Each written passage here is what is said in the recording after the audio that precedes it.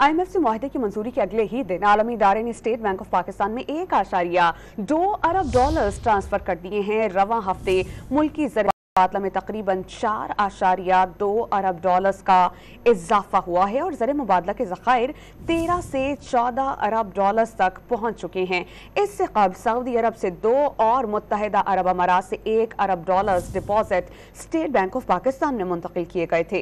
वज़ीर ख़जाना ने कौम को खुशखबरी सुनाते हुए IMF से मुआहदे में वज़ीर आज़म के किरदार को कलीदी करार दिया। उन्होंने कहा कि पाकिस्तान तेजी से इस्तेहकाम की जानिब गामज़न हो चुका है। उम्मीद है कि IMF से $1.8 अरब की बकिया किस्त 2 जायजा रिपोर्ट्स के बाद पाकिस्तान को मौसूल हो जाएगी। ये इंफॉर्मेशन शेयर करना चाहता हूँ कि जो फ्रंट लोडेड थी या जो अप फ्रंट पेमेंट थी 1.2 यानी $1.2 अरब की वो IMF ने स्टेट बैंक ऑफ पाकिस्तान के अकाउंट में मुंतकिल कर दी है।